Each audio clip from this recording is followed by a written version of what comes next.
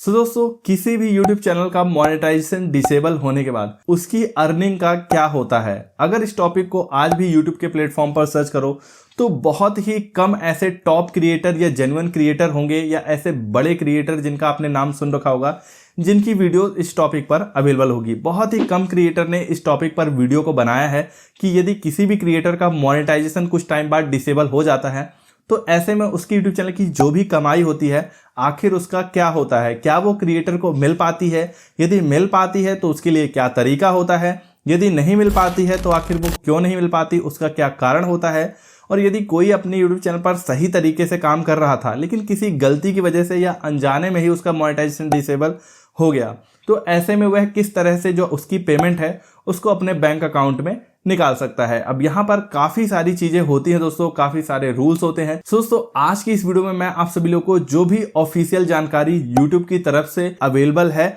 जिन तरीकों से पैसे निकाले जा सकते हैं, जो भी लोगों के फंसे होते हैं, सारी ही जानकारी आज की इस वीडियो में मैं आप सभी को बताने वाला हूं। दोस्तों वीडियो को लास्ट तक जरूर देखिएगा, बहुत ही ज्यादा काम की होने वाली है। और अभी तक आपने इस वीडियो को लाइक नहीं किया तो जल्दी से लाइक कर दीजिए, साथ ही चैनल को सब्सक्राइब नहीं किया सब्सक्राइब कर दीजिए। सो चलिए दोस्तों वीडियो को स्टार्ट करते हैं। तो यहाँ पर देखिए दोस्तों, जो भी लोग नॉर्मली अपनी यूट्यूब चैनल पर काम कर रहे होते हैं, डेली बेसिस पर उनकी अर्निंग हो रही होती है, लेकिन अचानक से एक दिन उन्हें यूट्यूब की तरफ से एक मेल आता है और उनके यूट्यूब चैनल पर जितनी भी वीडियोस अवेलेबल होती हैं अचानक से उन पर मोनेटाइजेशन डिसेबल हो जाता है। अब ऐसे में कोई भी क्रिएटर होगा उसका फर्स्ट रिस्पॉन्स तो यही होगा कि मैं अपने यूट्यूब चैनल पर कुछ ना कुछ करूं, कुछ चीज़ें फॉलो करूं या जो भी तरीके हैं उन तरीकों को अपनाऊं और किसी तरह से कोशिश करके अपने यूट्यूब चैनल का जो मोनेटाइजेशन है उसे इनेबल करने की कोशिश करूं। अब यदि आपका मोनेटाइजेशन यहाँ पर इनेबल हो जाता है तब तो कोई दिक्कत ही नहीं है, आपकी जो कमाई है वो आगे भी चलती रहेगी और जो उसका एक नॉर्मल प्रोसेस है उस तरह से आपकी अर्निंग आपके एडसेंस अकाउंट में जाएगी और वहां से आपके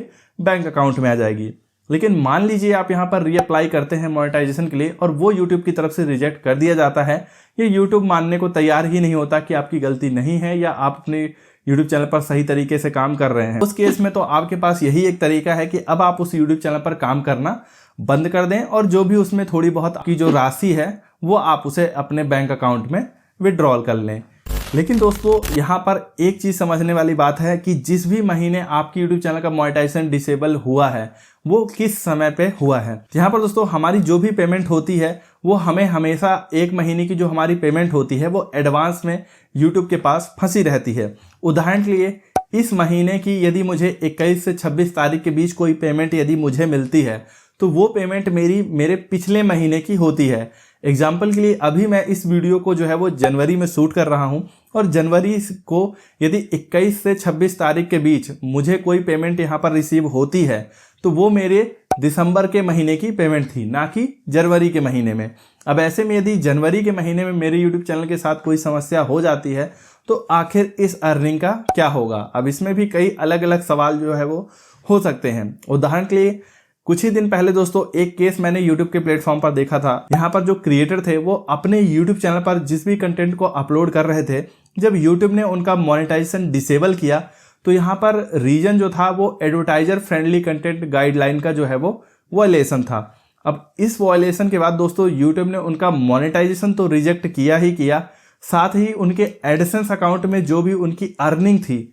एडसेंस अकाउंट में अपडेट की हुई अर्निंग वापस से यहाँ पर जो है वो माइनस में शो हो गई। अब यहाँ पर देखिए दोस्तों, अगर तो जो एडसेंस अकाउंट में आपकी अर्निंग दिखा रहा है वो आपके बैंक अकाउंट में यदि क्रेडिट हो गई तब तो यहाँ पर वो अर्निंग आपकी हो गई, उसे यूट्यूब वापस नहीं ले सकता। लेकिन अगर वह अर्निंग अभी भी आपके एडसेंस अकाउंट में फंसी हुई है, वहां से यदि वो माइनस में चली जाती है, यूट्यूब यदि उस अर्निंग को नहीं चाहता कि आप उसे रिसीव करें, उस केस में दोस्तों वहां पर यूट्यूब ने एडसेंस अकाउंट में जो भी उनकी अर्निंग थी उसे पूरी तरह से माइनस में डाल दिया और फिर जो अर्निंग थी वो उनके बैंक अकाउंट में प्राप्त नहीं हुई क्योंकि सभी उनकी अर्निंग जो है वो माइनस में चली गई थी। तो इस केस में तो दोस्तों यहाँ पर जो उनका यूट्यूब चैनल का जो मोनेटाइजेशन था वो भी डिसेबल हो गया और जो उनकी पिछली अर्निंग थी उनके एडसेंस अकाउंट में वो भी यहाँ पर माइनस में चली गई। और यहाँ पर जो डिस्क्रिप्शन में जो रीजन दिया गया वो भी यही दिया गया कि आपके यूट्यूब चैनल का जो मोनेटाइजेशन है वो डिसेबल कर दिया गया है। तो इस केस में दोस्तों यहाँ पर उनके यूट्यूब चैनल से उन्हें एक भी अर्निंग प्राप्त नहीं हुई। लेकिन मान लीजिए कोई एक ऐसा केस फंसता है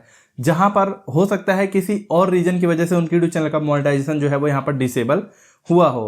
अब यहाँ पर काफ़ी अलग अलग रीजन होते हैं जिनके तहत यूट्यूब किसी भी यूट्यूब चैनल का जो मोनेटाइजेशन है वो यहाँ पर डिसेबल कर सकता है। तो उस केस में दोस्तों क्या हो सकता है कि पिछली अर्निंग तो जाहिर सी बात है जब भी 21 से 26 के बीच की जो तारीख आएगी वो आपको रिसीव हो जाएगी। उसके बाद आपकी इस महीने की जो भी अर्निंग होंगी वो अर्निंग आपके एडसेंस अकाउंट में तो आ जाएगी। अब यहाँ पर यदि वो $100 से अधिक है तो काफ़ी हद तक चांसेस हैं कि जब भी 21 से 26 तारीख आएगी वो अर्निंग हर महीने की तरह आपके बैंक अकाउंट में आ जाएगी। लेकिन मान लीजिए आपके यूट्यूब चैनल का जो मोनेटाइजेशन है वो 26 तारीख के कुछ दिन बाद ही डिसेबल हुआ हो या महीने की शुरुआत में ही डिसेबल हुआ हो, जहां पर हाल ही में आपकी पिछली पेमेंट जो है वो आ चुकी है और अब इस महीने की जो पेमेंट है, तो उस केस में दोस्तों यदि $100 से अर्निंग अधिक है तब तो चांसेस काफ़ी ज़्यादा है कि वो जिस तरह से एक सिलसिला चला आ रहा था उस तरह से आपकी जो पेमेंट है वो आपके बैंक अकाउंट में रिसीव हो जानी चाहिए। क्योंकि यहाँ पर आपकी यूट्यूब चैनल का मोनेटाइजेशन डिसेबल हुआ है लेकिन आपका एडसेंस अकाउंट अभी भी एक्टिव है, या फिर आप अपने एडसेंस अकाउंट में जाकर उसे चेक कर सकते हैं कि वह एक्टिव है या नहीं है। अगर आपका एडसेंस अकाउंट पूरी तरह से एक्टिव है तब तो आपका जो भी अमाउंट है वो आपके बैंक अकाउंट में प्राप्त हो जाएगा। यदि एक्टिव नहीं है उस केस में आपको दिक्कत हो सकती है। दूसरी दिक्कत आपको एक ये भी हो सकती है कि यदि आपका जो अमाउंट है वो $100 से ही कम है, क्योंकि आप सभी को भी पता है कि हमारे यूट्यूब चैनल की जो भी अर्निंग होती है वह हमें तभी प्राप्त होती है जब वह $100 या उससे अधिक होती है। ऐसे में मोनेटाइजेशन डिसेबल होने के बाद आपकी जो कुछ भी बची हुई राशि है यदि $100 से कम है तो उस केस में यहाँ पर वो ऑटोमेटिक आपके बैंक अकाउंट में ट्रांसफर नहीं होगी। ऐसे में हो सकता है कि आपका ये जो अमाउंट है ये अमाउंट आपके एडसेंस अकाउंट में फंस जाए। इसके अलावा दोस्तों एक और चीज़ है कि यदि आपका जो अमाउंट है वो $10 से कम है उस केस में तो आपके पास कोई भी रास्ता नहीं होता है कि आप इस अमाउंट को अपने बैंक अकाउंट में ट्रांसफर कर पाएं। लेकिन मान लीजिए आपका जो बैलेंस है वो $10 से अधिक है लेकिन $100 से कम है, उस केस में आपके पास एक तरीका होता है कि यदि आपके यूट्यूब चैनल का मोनेटाइजेशन डिसेबल हो चुका है लेकिन आपके एडसेंस अकाउंट में अभी भी आपकी कुछ अर्निंग पड़ी हुई है, $100 से कम है लेकिन $10 से अधिक है, और वो जो अर्निंग है वो प्रॉपर आपके एडसेंस अकाउंट में दिखा रही है। अब वो आपके बैंक अकाउंट में सिर्फ इसलिए नहीं आ रही क्योंकि जो यूट्यूब का पेमेंट थ्रेशोल्ड है मैच नहीं कर पा रही है, क्योंकि यूट्यूब जो है वो $100 पर ही पेमेंट को जो है वो भेजता है बैंक अकाउंट में। तो उस केस में दोस्तों आपके पास एक रास्ता होता है जिससे आप अपनी उस राशि को अपने बैंक अकाउंट में ले सकते हैं। उस केस में सिंपली आप जो अपना एडसेंस अकाउंट है उसकी सेटिंग में जा सकते हैं और वहां से आप जो अपना एडसेंस अकाउंट है आप उसको क्लोज कर सकते हैं। जैसे ही आप अपना एडसेंस अकाउंट क्लोज करेंगे